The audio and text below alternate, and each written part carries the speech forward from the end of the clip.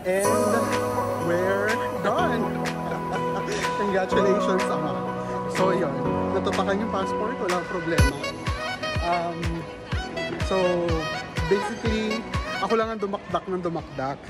Tapos si Daddy kasi, dito ako sa gilid. Eh, nakapag-check out na kami sa Belmont. There. Ngayon, pa Terminal 3 na kami. Ayan, update. It's December 12. Ngayon na yung flight namin, Daddy, for the International Layas. Hindi na namin na-film yung check-out sa Belmont.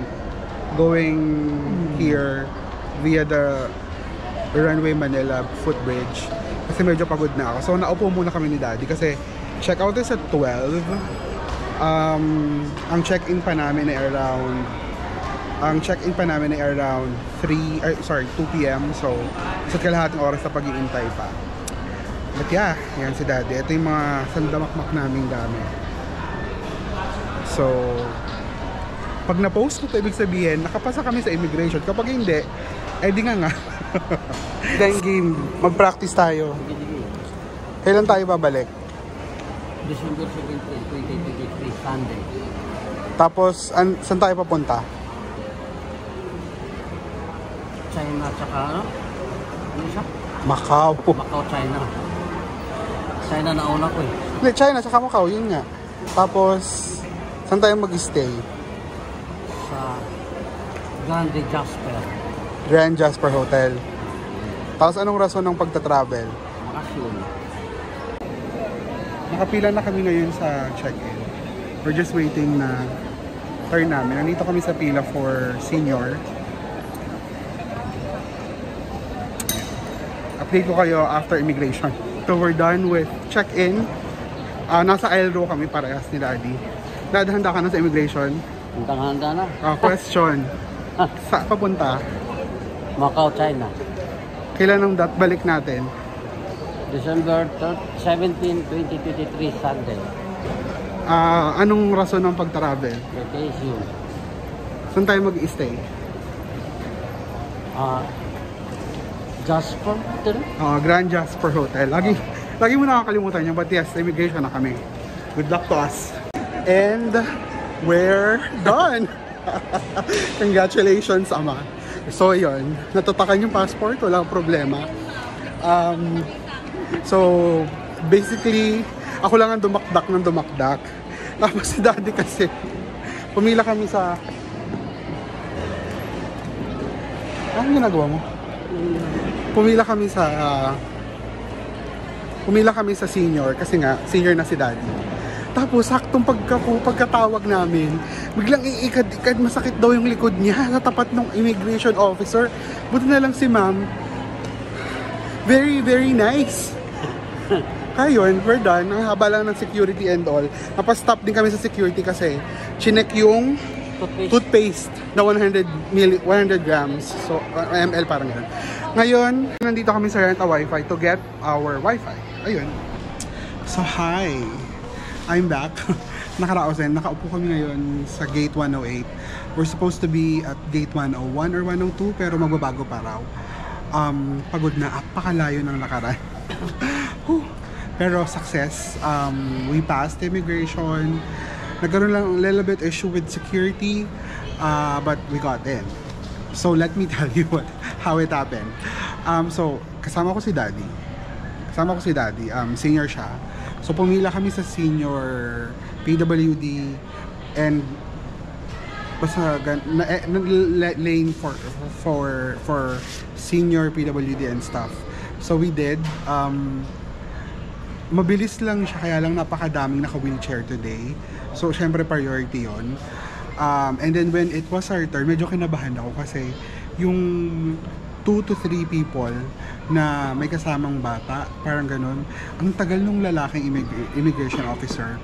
Nakasimangot siya. It doesn't feel like friendly siya, ganun. So kinakabahan ako. Buti na lang, natapos agad yung elderly person before us. So doon kami sa kabilang counter, which is yung babae. Tapos yung tatay kong napakahusay. Pagkadating doon, biglang sumasakit daw yung tagiliran niya kasi ang tagal ng pila from check-in and all, ang haba ng pila, ang haba ng lakaran, may mga dala kami mga gamit-gamit. So doon siya nag-i-array. So tumawa immigration officer, and she was like, bakit hindi po kayo nag-wheelchair?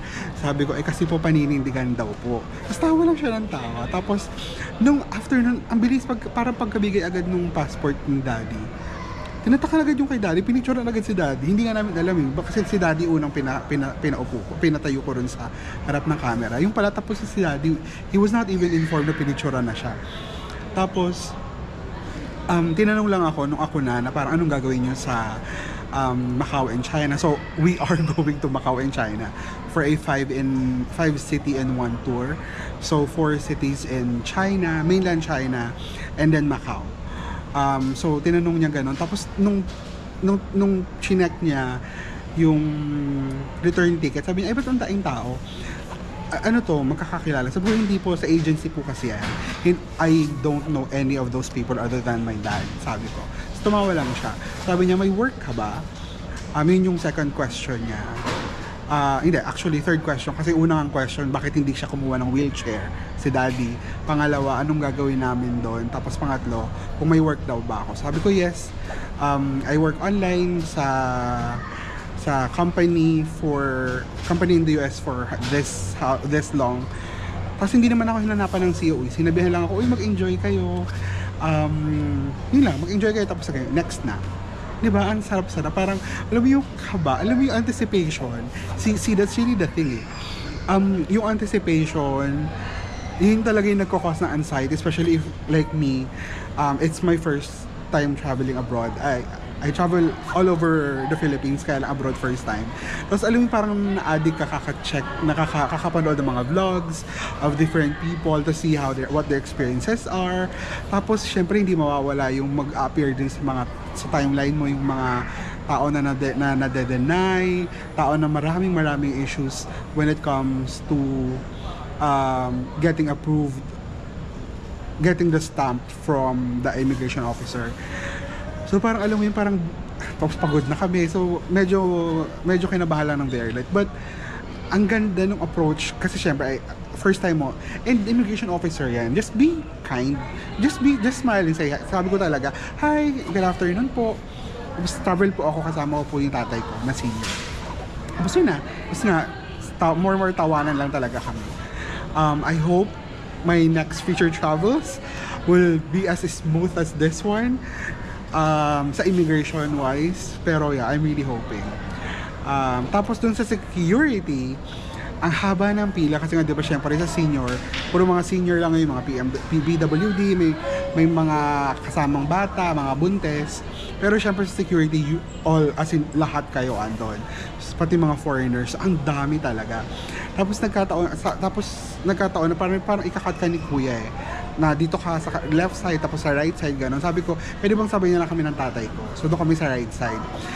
So okay, everything went well kasi bago pa lang immigration, nag-usap na kami ni daddy na parang, sige dad, lahat ng Centauron, lahat ng mga pwedeng paalis, tagin mo na sa relo, cellphone, all of the gadgets sa bag niya para isang anuhan na lang, para hindi na i-redamay kasi alam na namin.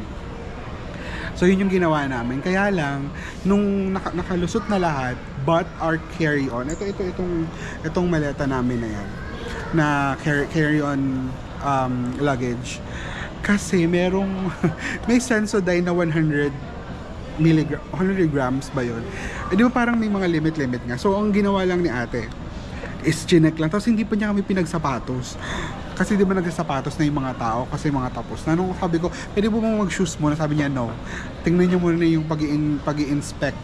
Inspect, I think yung term niya. Inopen ko lang pero everything is done by her.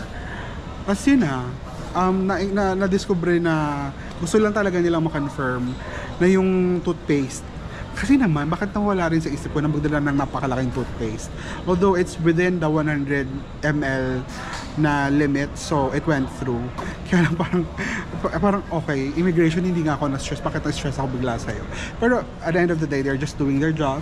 We appreciate it because it's part of the precautionary system na ginagawa ng International Airport ng Pinas. I know, it's Philippine airports are known or merong reputation talaga to be one of the worst airports in the world. But we, again, even if ganun yung case, you just have to be patient, we have to cooperate, ginagawa lang nila yung trabaho nila, walang personalan. So yun lang yung update. Our flight is at 7, so mag-alas 4 pa lang, mabilis lang talaga kasi parang we're we're done in what, 30 minutes? Tapos na rin, ganun. So, kailan nakatayo lang talaga kasi. Si daddy, pinaupo ko na lang sa isang gilid dun sa senior, pero ako talaga yung nakatayo. So, ang sakit na ng paa ko. Kaya nandito kami sa tapat ng aircon. Kasi, pagod na ako. Pawis na ako. Alam mo naman tayong mga healthy people, sobrang pagpawisan. By healthy, I mean mga matataba. So, grabe akong magmantika. Kaya nandito kami ngayon sa aircon. Siguro an hour before boarding, we are expected to board 6:30. Siguro mga 5:30 mag-aano na kami. Kakain muna kami, tapos that's it. Ayun lang yung update. I'll see you na in Macau. Bye! We're now boarding. Nag-group 1 kami kasi si Daddy senior, so andun na siya sa harap. We're now boarding. Siya yung nauna.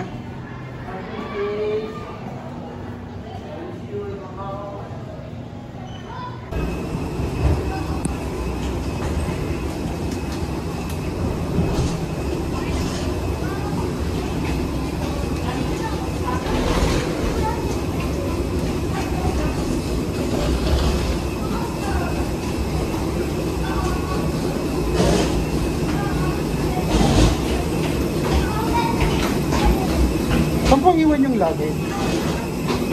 May tanto ba? Opo, ayun. Thank you.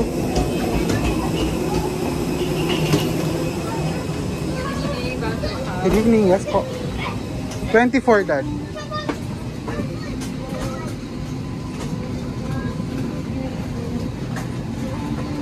Diba? Kami talaga mga pinakauna sa aeroplano.